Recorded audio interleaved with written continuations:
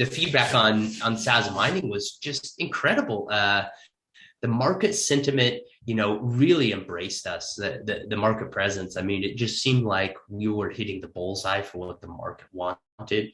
We were signing up people left and right, closing the gap on our wait list to get our first facility off the ground. I mean, it was actually hilarious to me because the biggest concern that I saw when I was talking to people was the simplicity of our platform. It sort of overwhelmed people that Bitcoin mining could be this simple, that you could just have a passive income stream from Bitcoin delivered to your own wallet, and that somebody else would manage and take care of all the ins and outs of Bitcoin mining on your behalf. It seemed like that simple concept, as simple as it seems to us, was difficult to get across to people. And I think a lot of that just had to do with people having preconceived notions of Bitcoin mining and complexity. And it's understandable because really we developed ourselves to solve that problem because it is complex. And so it's understandable that there was a lot of confusion about, wait, you mean I just buy a mining rig from you guys and you take care of it and power it with clean energy and I receive all the Bitcoin? Yep, that's it. Yeah, no, it was incredible to see. And actually, I really want to dig into this, and maybe even later we could do a screen share after we've really gone through it. But I mean, I'd be curious as well for you guys out there listening, if you've got questions about anything that Kent and I are speaking about throughout this, or you want to dig more into particular lines of thinking or dialogue, we'd be happy to do that as well as we're going through this conversation. A lot of this is a back and forth. It looks like we got a raised hand. This is the first time we've gone with a raised hand. So we'll see if we can bring you up here if you're able to talk. Hi. Hello. Hello. Hey. Hi. How's it going? Great. Incredible.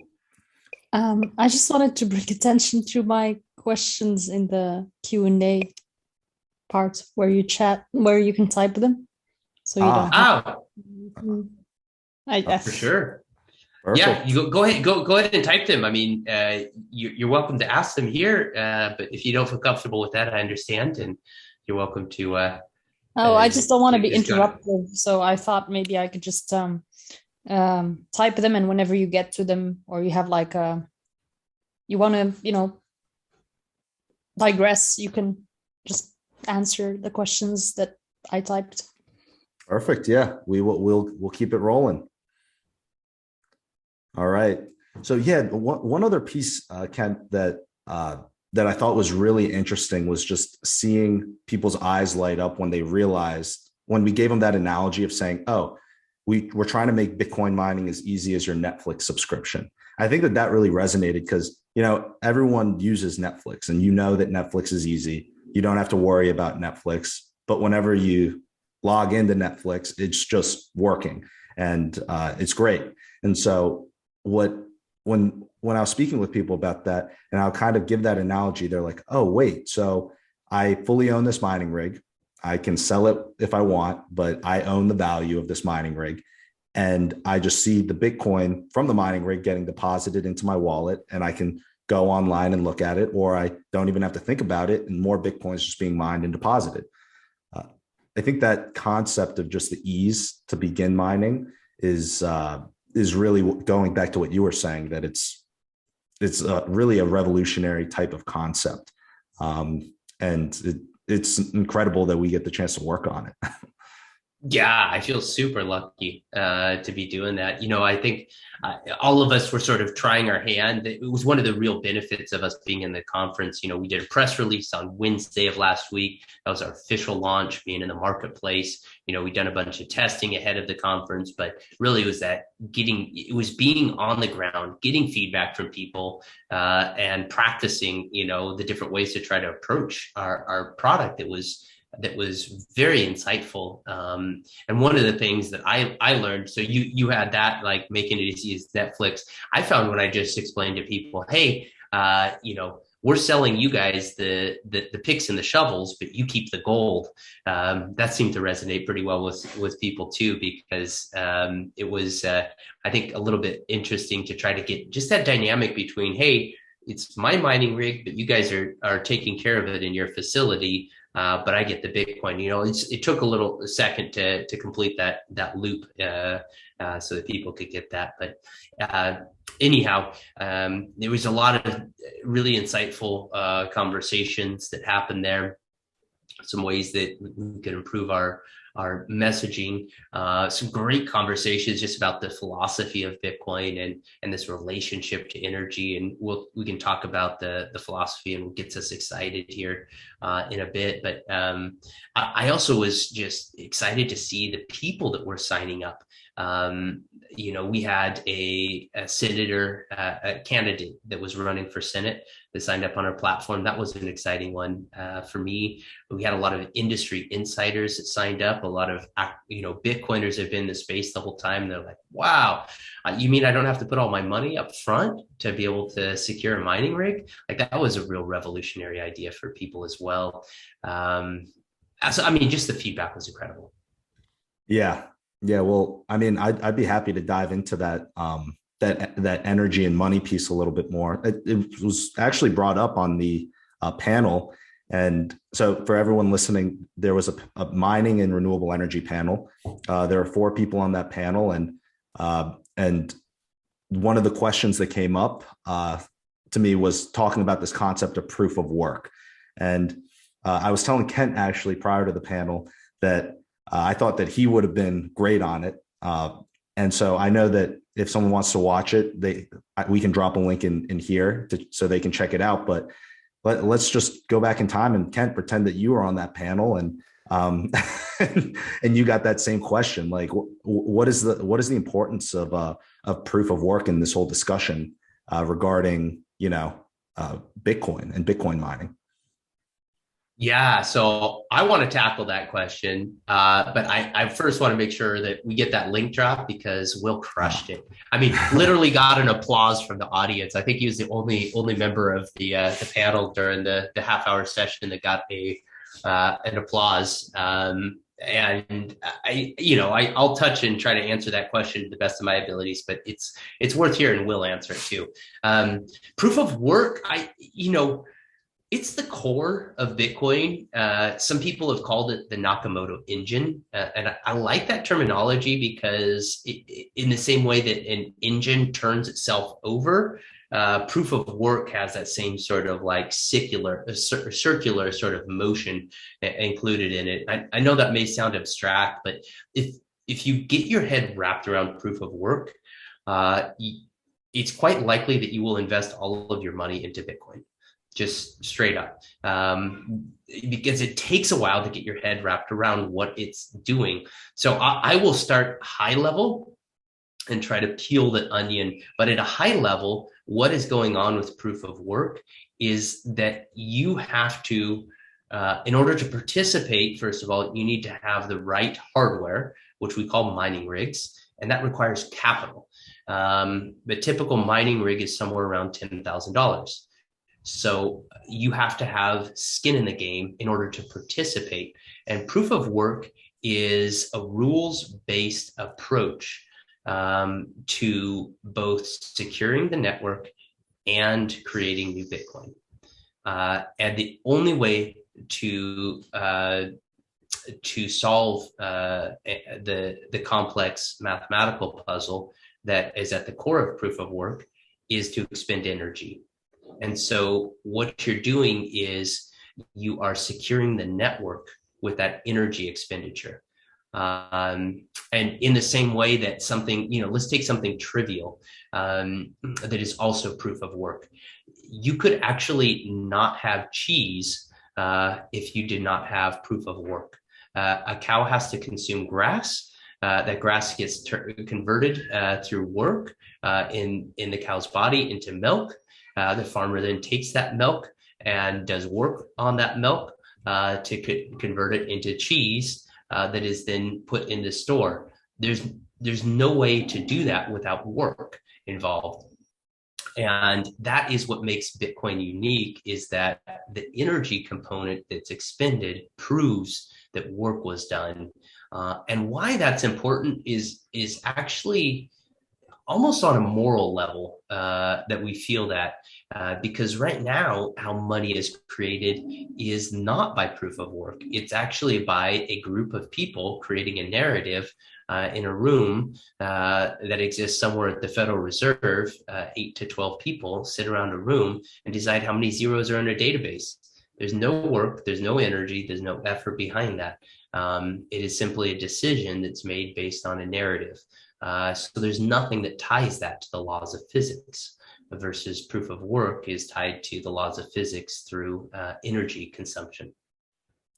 Yeah, really well said. And I think it's important that you gave that example comparing, like, the cheese, as creating cheese as proof of work. Everything in society is proof of work. And if you want to pay for something, then you have the right to, and you have money because of the work that you've performed. And when you take things out of reality to the point where you can counterfeit that work by just adding zeros to a database and putting it somewhere else that's not up to the free market, it distorts the value that's actually being created by everyone else in society. So I also found that video. So I'm going to post that here in the chat. I didn't want to do it when you were talking, Ken.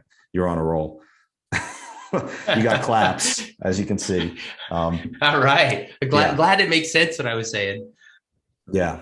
But I think that's really important. And when we talk about proof of work with Bitcoin, Bitcoin only functions because of the miners, because of the work that's done to secure the network and put through the transactions. And that's what you as a miner do. I mean, you're at a fundamental level helping and servicing anyone who uses the Bitcoin network.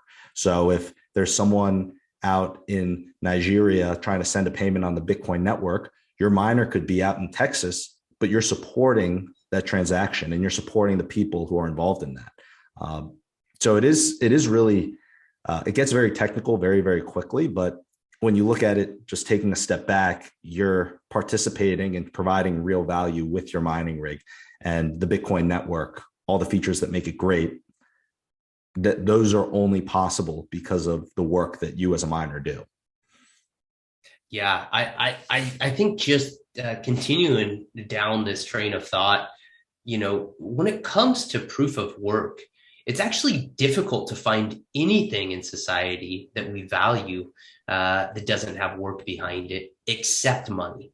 Right? Money is the one thing in our society that we've all agreed to use. And by money, I mean the US dollar, because that's the basis of our financial system throughout the world, regardless of what country you live.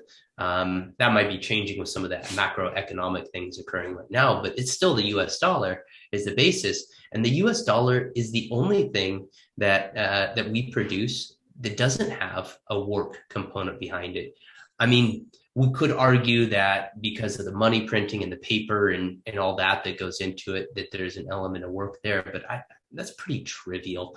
And you can't actually, I mean, it would be like going out and taking and bottling air and then selling those bottles and saying that this is something that's valuable. I mean, that's how it works right now with our money, right? There's just literally nothing behind it except for the paper and ink and materials that go into creating those bills. So I think it's that narrative that people are starting to become aware of, because for the first time, Bitcoin offers this tangible alternative. And because there's this tangible alternative that's quite clearly driven by work, I actually think that whether people realize it or not, their knee-jerk reaction to Bitcoin is often a reaction to the system that they've been living in with fiat currency, because they're sort of forced to choose for the first time. Do I want to live with a monetary standard that has nothing behind it? Or do I want to live with a monetary standard that's grounded in the laws of physics? And I think that grounded in the laws of physics part is really aggravating to some people, because since 1971, when the US dollar was separated from the gold standard that was backing it, it's like society, you can see it in tons of charts and graphs of economic data, that since 1971, it's like the society has been just slowly like divorcing itself further and further from reality. A lot of people like to say that it's almost like there's like an addiction going on where, okay, we screwed up, let's print some more money to get ourselves out of it. This economic thing blew up. Like, we can't allow the pain and suffering to occur, so we're going to print money and we're going to distribute to people. And over again, we do this, and it slowly is like divorcing ourselves from reality. And instead, like, Bitcoin sort of brings this level of discipline back that only occurs when you're tied to the laws of physics. And I think it's that jarring, like, oh, like, I actually have to be disciplined to the laws of physics, that causes a lot of people to say, hey, man, pass me another round. I don't want the party to end right now. Yeah. So this is, everything you're saying is tying into this concept that I've really been exploring a lot recently. And it's a complete reframe of how I think the majority of the world looks at Bitcoin today. And it's from a risk perspective, right? So when you have money, you have value that can be put into different areas. And if that is put in the right areas, you'll create more value. And everyone, if you're holding dollars, a lot of time you think you're being risk averse because, you know, everyone's holding dollars and you're used to dollars. But the big thing is those dollars are being printed away into oblivion and are losing purchasing power. Almost every fiat currency over time, the value trends towards zero. And with all the money printing that's happening, you're seeing your currency, you're not seeing the number go down in the bank account, but you're seeing the ability for your dollars to buy less and less. So you've got to put it to work. And I mean, right now there are huge opportunities to maximize the value from those dollars. But this all brings me back to Bitcoin and Bitcoin mining. So a lot of times you see investment professionals say, hey, you got to diversify your risk, right? And what they'll do is they'll say, okay, well, get some bonds, currencies, equities, and try and spread it out. So if there's volatility, you're not seeing a massive drop in your percentage of your portfolio. The crazy thing is all of that is your stocks, bonds, all of this is denominated in the fiat currency, in the dollars. And so if you're in, let's say, Venezuela, before it goes through hyperinflation, it doesn't matter if you have a whole basket of stocks and bonds and diversification across sectors in Venezuela, because everything's denominated in the currency that crashes. There's no good investments that you could make. Now, let's say you do the same thing in Russia right before the ruble crashes, or you do the same thing in any of these countries, Cyprus, these different countries where the currency collapses. Even if you followed the smart thing to do and diversified, you lose almost all your money. And so when we talk about risk, how do you protect your money? Well, when you think about it, Bitcoin is a global investment opportunity that gives you the ability to have access to every single country. So if Russia's economy collapses or Venezuela's collapses, you're not seeing the price of Bitcoin absolutely tank purely because of that. And what you see right now is you see a lot of Bitcoin miners making a lot of money, and you're seeing all these Bitcoin mining companies going public. But there's a big problem that if you try to start Bitcoin mining that you run into. And the fact is that you need a lot of money to get started with Bitcoin mining.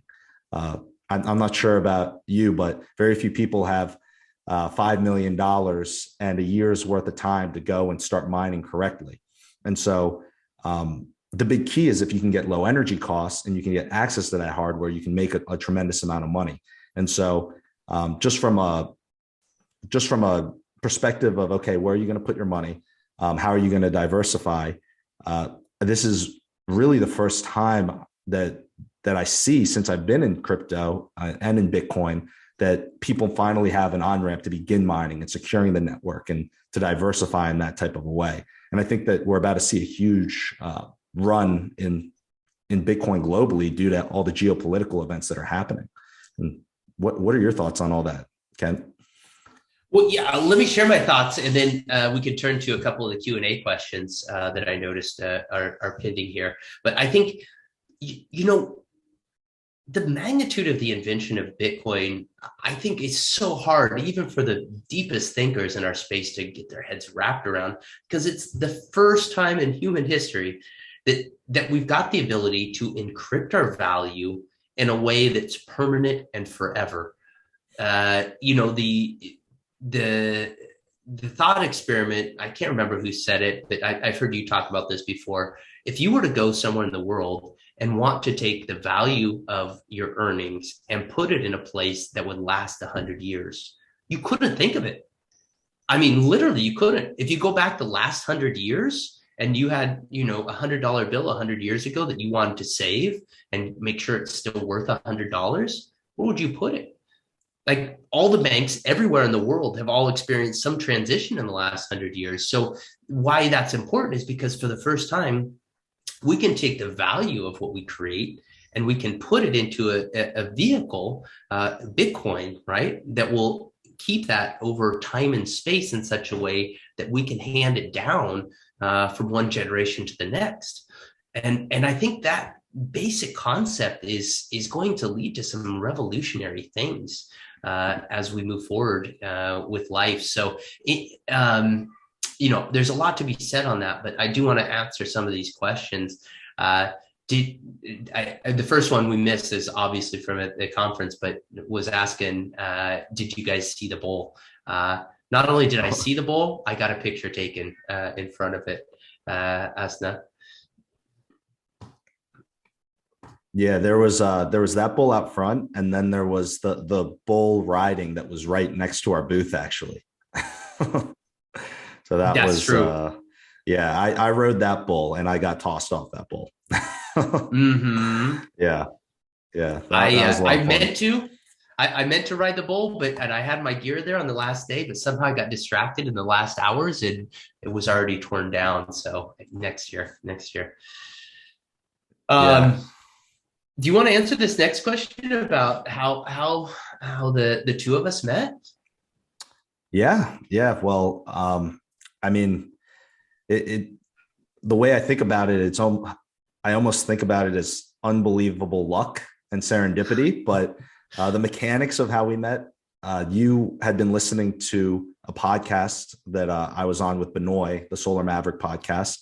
And I think you knew Benoit from back in your solar days, right? I did. In fact, I am going to look up a tweet that we sent out and drop it in here that captured a picture with me, you, and Benoit. Yeah.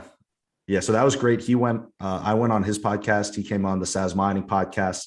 I know that we're going to be getting you on the Solar Maverick, his podcast again, like sometime in the near future.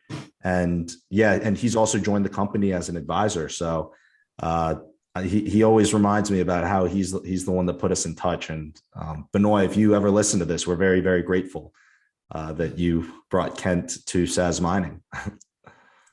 100%. Yeah, I was at a point in my career where I had made a transition to living in Portugal and had tried my hand at a couple entrepreneurial efforts, but was not able to get anything off the ground. And I was thinking to myself, how do I lean back into my energy background and tie it into this deep passion that I've got for Bitcoin? And I just about that same time listened to Will on his podcast, and it was just, like you said, I mean, there was an element of serendipity to it, the way that it all came together.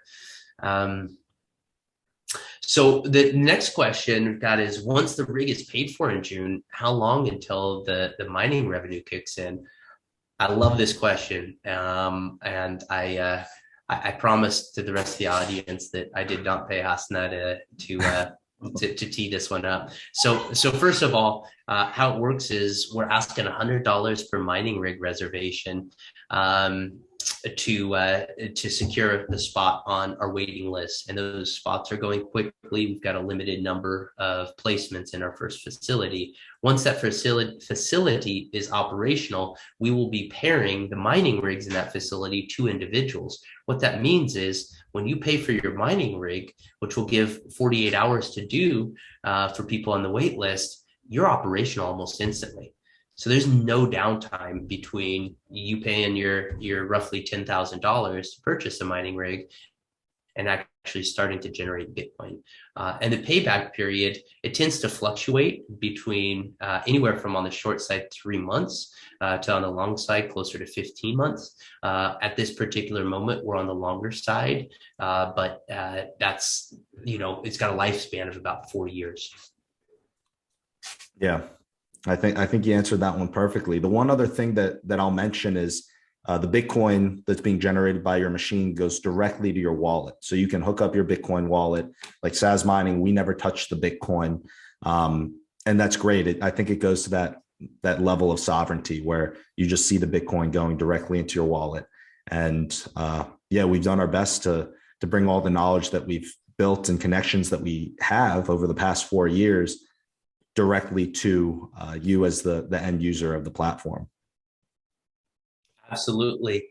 So next question here is, where is our facility located? It's a great question. Our first facility is located in New Zealand. It's being built as we speak right now, and it's running on hydropower. To be specific, it's the Clyde Dam in the south on the South Island, and I'm really excited about that because what it means is a steady stream of revenue from a resource that's otherwise going to waste there, and that helps to stabilize rates for local taxpayers. So again, utilizing energy that would otherwise go to waste. And I think that there's this misunderstanding out there about the energy that Bitcoin uses, thinking that it's taking away from other sources. I think most people think of energy as a zero-sum game, when the reality is it's not a zero-sum game. It's a balancing act is what it is. And when the balance between how much energy is put on the grid and how much energy is being consumed off the grid is out of balance, and by out of balance, I mean too much energy, well, it's curtailed and wasted. And that's what's occurring all over the world right now. So what's actually occurring is Bitcoin mining is coming in on the grid everywhere and just shoring it up.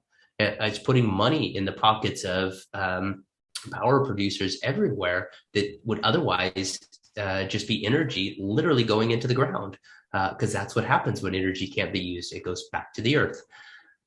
Yeah, I think that's a really important point. Just because when you think about it, like our society is wasting over 2/3 of the energy that we produce. There's a lot of energy out there. And I mean, I ended up talking about this on stage at Bitcoin 2022, but in short, I think that Bitcoin mining is the silver bullet. Bitcoin mining is the key technology that's going to help us move forward with renewable energy development. And I truly believe that. So I think it's important not only for more miners to get up and running, but also just for everyone to be able to participate. Because as with any technology, if you're an early adopter, you get to reap a lot of the rewards that the people who come in later when it's not as new and it's more well understood, at that point, the margins have been much more compressed. Agreed. So you were asking next year, and I love the questions. This actually gives us something to do. Otherwise, we tend to get on our soapbox and just pound the table about how amazing Bitcoin is. So this is actually really nice to talk about, answer some specific questions. But yeah, the next question from Hasna was about asking where did the investment to get Sazmining off the ground come from? Will, do you want to take that one? Yeah, I think that it would make sense for me to answer this one. So initially, just with any company, it's friends and family capital. So I raised the initial round there to get us started. Use that capital to get an initial facility up and running. We did both GPUs and ASIC mining. So not just purely Bitcoin to start, but also had done mining for Ethereum, Zcash. We'd also done some profit switching algorithms. Following that, we went and raised 2 more rounds of convertible notes. That was used to grow the team, expand, build our place in the marketplace, and really position ourselves at the center of this ecosystem. I'm not sure if you remember, but back in 2018, there was like the miners, and then there were the financial firms trying to understand Bitcoin, and then you had the energy sector. And so I was thinking, okay, well, if we position Sazmining in the center of this, then you're looking at the ability to really have large growth in as a consultant and bootstrap facilities. And so then we did that. We did some large consulting with some other mining companies, different energy companies. And at that point, we went and raised our next round of capital. And that round of capital was used to help bring this platform to life and bring this product to life. And that was right after Bitcoin 2021 last year. And that was an incredible event. We had the opportunity to go up on stage and be one of the 10 companies selected from seed to Series B. Got the chance to pitch in front of O'Leary, which was quite the experience and a lot of fun. And then, yeah, since then we've raised another round of bridge financing and convertible notes prior to, I guess, leading up to today. And that's really where we are on that roadmap. Excellent. Well, the next question is about our site location and asking why New Zealand. The simple answer to that was that we needed to get our first facility, and we're looking for clean energy and simplicity because we wanted to focus on the front end of our product, which was making sure that it ran smoothly for customers. And we found a great provider that was offering a turnkey solution that just happened to be New Zealand. We liked it because we know that New Zealand has great property rights and values there. So we felt comfortable assessing that and given the green light to using that as our first facility. Next question here was, how much did you raise in each round? And unfortunately, I don't think that's one that we're going to tackle. We haven't disclosed that information publicly, and would make sense for our current and future investors that we continue to keep it that way. But appreciate asking the question and don't mean to be dismissive of it, but just want to be candid there that it's not something that we can share at this time. We actually have some big announcements coming out in the near future. So this is actually part of it. We've got some big funding announcements coming out in the near future. They're all tied to what we've done up until now, but then what we're going to be doing in the following round that we're going to raise. And so at that point, I mean, definitely stay in touch, and we'll send that article over to you once it goes live. We don't want to over jump the press release right now on the AMA. Yeah, absolutely. So the revenue model, Hasna is asking what our revenue model is. And actually, this is a great question because it gets to the kind of the core of our product offering. So here's the deal. Somebody's got to pay for the mining rig, and somebody's got to pay for the energy that it's going to harness on a monthly basis. And most companies out there are putting markups on both of those. And what we decided to do was to align ourselves better with our customers by passing those two things on at cost. So the mining rigs, there's no markup. The power, there's no markup. So then how do we make money? Well, we make our money the same way that you do, which is by mining. So what we do is we take a share, less than 15% of the mining rewards as our fee for our services. And what that does is put us in perfect alignment with our customers, because if your mining rig's not producing, which is the main reason why you purchased a mining rig in the first place, well, we're not receiving revenue either. So we want to keep your mining rig up and operational and performing at its utmost as we can, because we want to receive our rewards too. Yeah, and actually one of the big keys to that particular piece is that with the miners, there are different things that you can do to optimize them. So you can try and improve the overall performance, the hash rate, and that's what we're looking to do with all the miners on our platform, is utilize the firmware that helps you generate more hash rate and helps you mine more Bitcoin. And so overall, that share that we're taking is including the extra performance from your equipment. So we're still getting roughly the same nameplate hash rate out of your hardware that's being run. So as Kent mentioned, complete alignment of incentives. We're trying to make it so you can start mining just like the big companies and making a lot of money just like the big miners do. And that only happens if you pass through things at the cost. Absolutely. Lori is changing up the game here and asking a question about how we guesstimate monthly energy costs ahead of time. So this is actually not incredibly difficult to do because we know what the cost is of the power. So we know what we're securing: low cost power. And by low cost, that means usually power rates that are under 6 cents a kilowatt hour. And we can guesstimate the energy use because it's actually simple math. It's the energy consumption of an individual mining rig is about the same as running 3 microwave ovens. So if we ran 3 microwave ovens for 24 hours a day, 30 days a month, we could multiply that by the energy consumption and price of that energy and come up with a simple monthly cost. So it's actually pretty clear cut how to come up with the energy consumption of an individual mining rig. I hope that helps. But please ask more questions if I missed something there.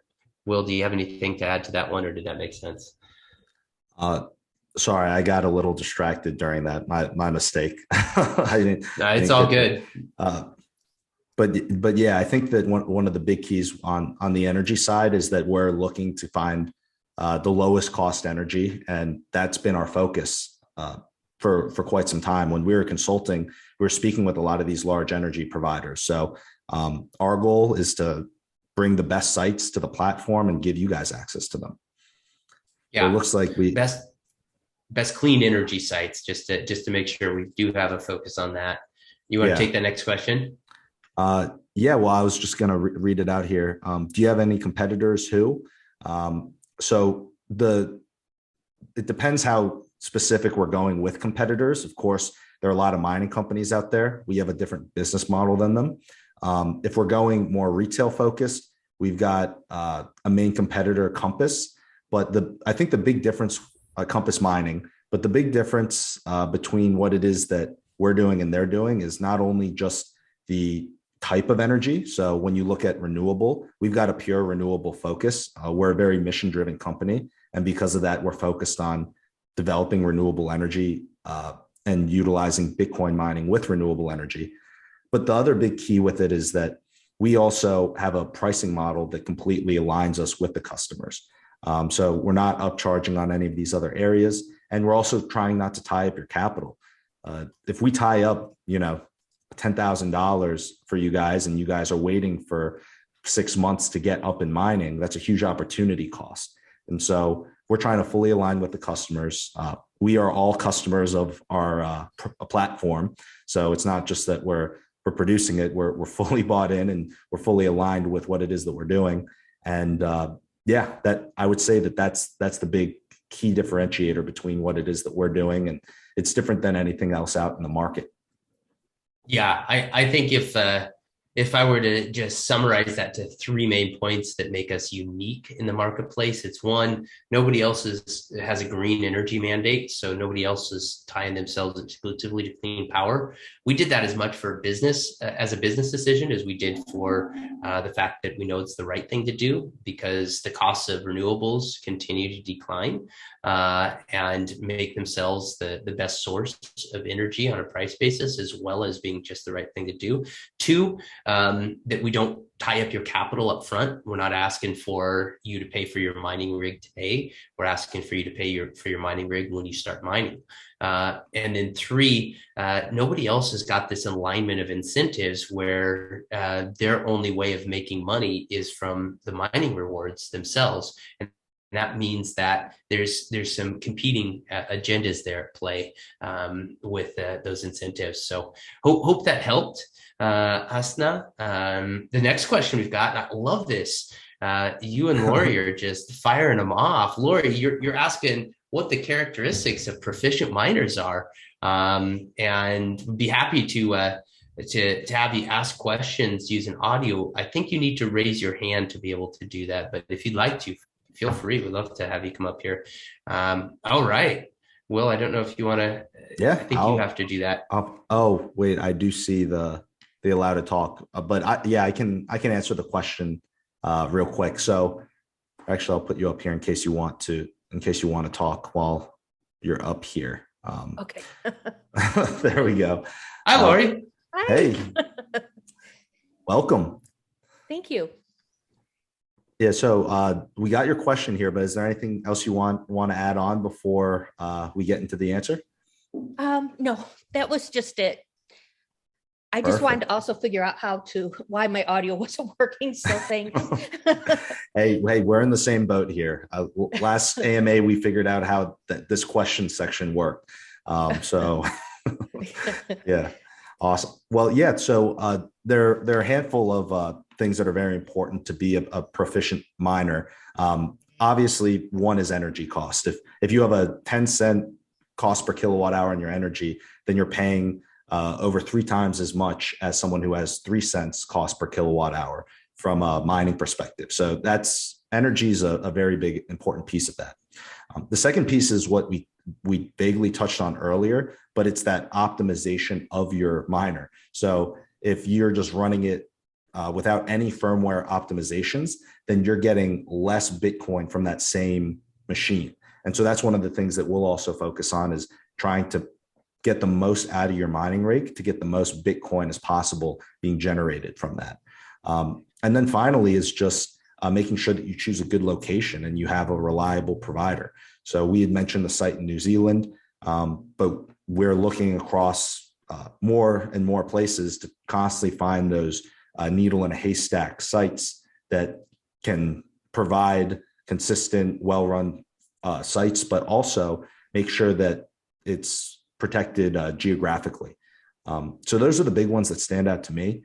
I'm not sure if there's anything that you're looking at, Kent, that you think that I might have glossed over, but it's really just looking at, hey, how well are these operations run and how much Bitcoin are you getting out of your hardware? Yeah, agreed, Will. I think I wouldn't say that you glossed over anything, but I think just to make it a little bit more important is to just think like specifically, like this is a piece of computing equipment, right? So just like you wouldn't want to have your laptop sitting in the middle of a dust storm, we want to make sure that your mining rig is someplace that's staying clean, dry, and not subject to the environment. So that's important as well as just physically how is the site managed and run and maintained. I'm looking at the clock here, and I think it probably makes some sense because we wanted to do a quick screen share just to share with you guys our platform, how things work. I think I'm going to answer this last question, which actually is a perfect segue from where we just were, which is just are the rigs protected against potential natural disasters, hurricanes and such? And the answer is yes, they're protected through insurance. So all of our facilities are insured, and that ensures if there for any acts of God that occur, that natural disasters, etc., that your investment in your mining rig is covered. On the demo side, and please ask questions here. But I thought I would share with you our screen. Will, you can see my screen now? Yep. Okay, good stuff.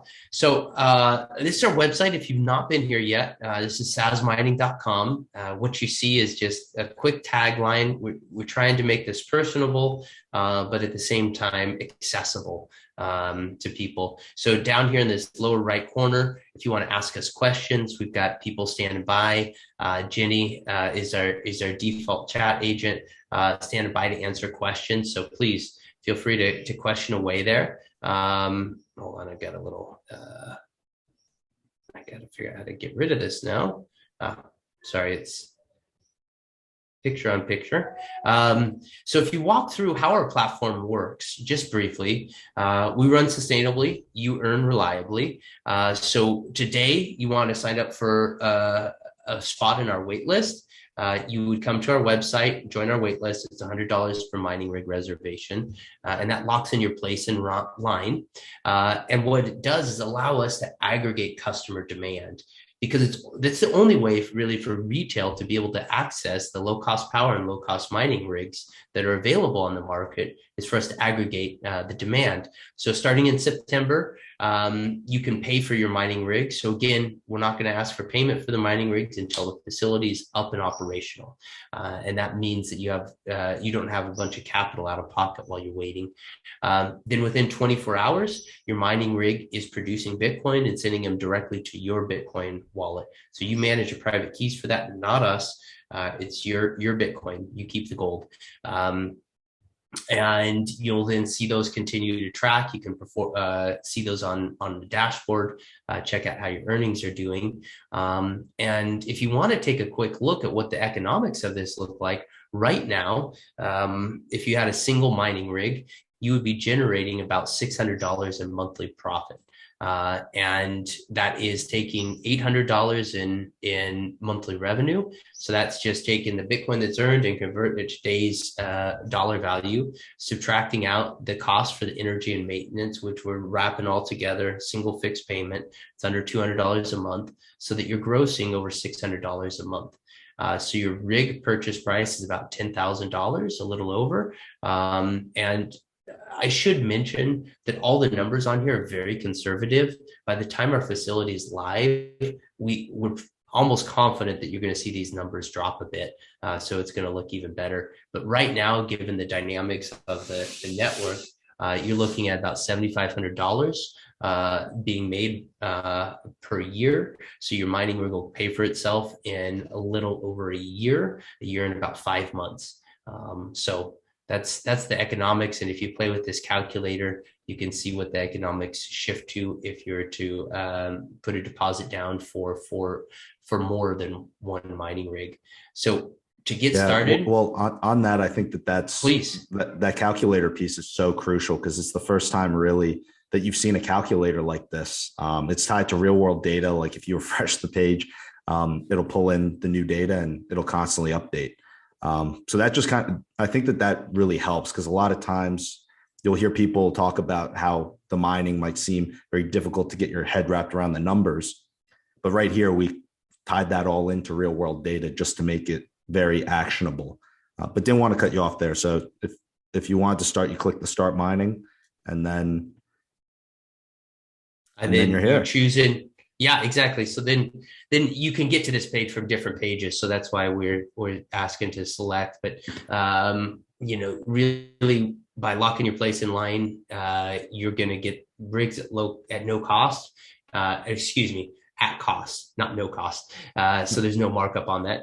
And then that opens to exclusive founders newsletters and AMAs. So click on reserve your rigs. You'll notice the amount of contact we're taking is very minimal. We value privacy greatly. So first name, last name, email address, that's it. And then you have a variety of different options, including Bitcoin, to pay for your position on the wait list. And that's it. It's very, very easy. And then we will have a dashboard available and ready for individuals to see in the future. But I'm looking here at questions. And Asna is asking, how long is the life cycle of the mining rigs? 4 years. Yes, that is the estimate for life cycle. What's interesting and worth keeping in mind is the last mining rig generation was created in 2016. They're still in use today, and it's 2022. So that's 6 years of life. We're estimating 4 years, but we believe that that's going to stretch much further just based on the dynamics of the network and what we're seeing people do with these mining rigs, which is basically ship them all over the world. Like right now, that last generation of mining rigs are actually going down to South America, because $30 a month may not be much for the average consumer in the US or Western Europe. But you go to a place like Venezuela and $30 a month is a lot. So it's very interesting to see how these mining rigs are being utilized, second, third generations. Yeah. Well, I think that you showed how easy it is, Kent. Is it easier than your Netflix? Couple clicks? Pretty doggone close. It certainly isn't much more than that. That's for sure. Yeah. All right. Well, it looks like we got another question here. What happens when the miner dies in, let's say, 5 years? Do I have to buy another one for whatever the price is then? So the answer to that is when your miner dies, let's say 5 years, yes, you would have the option. If you want to keep mining, you could purchase another miner. You also have the option to sell your miner within that period. So not only do you get all the Bitcoin that's earned, but you also own the mining rig that's producing that Bitcoin, and that could be sold on the open market. And we take care of that for our customers as well. And I will add just one point there is what we see, and it's pretty fascinating to watch, is almost everybody that starts earning rewards, they realize like this is such an easy and great passive income stream that they take the money that they've made and they continue to sink it back into buying more mining rigs until they've got a fleet of them. I've talked to many people at the conference that's what they've done, and it just seems like it takes the first mining rig to get your head really wrapped around, wow, this is actually a very easy passive income stream to acquire. Let me take my income from this and just compound it by more mining rigs. Yeah. And then the second part of that question is, whatever the price is for the new one, if you're on the wait list and you're called upon for your order, you'll be getting that at cost. Absolutely. So yes, you can continue. You just have to buy a new one. I'm a little worried that we get cut off by Zoom here, Will. So if we do, Lori, feel free to follow up with us via email, or we will. But I haven't even read your question yet. So where is the 15% comes out? It comes out of the revenue. So we're just showing you the revenue less that 15%. All righty. Well, it looks like we ended just in time. Thank you guys for asking the questions and helping participate. It makes the discussion a lot more fun. So it's not just like me and Ken talking at one another for the full hour. And they were great questions, honestly. I could tell that you all really know your stuff, because based on those questions, those questions don't come from someone who doesn't know what they're doing. Fully agreed with you. And if you've got follow-up questions, Will and I are available to speak to and be happy to answer them. But we hope to see you sign up and join our movement here. Yeah. Well, thank you so much. Hope you all have a great day. Thank you.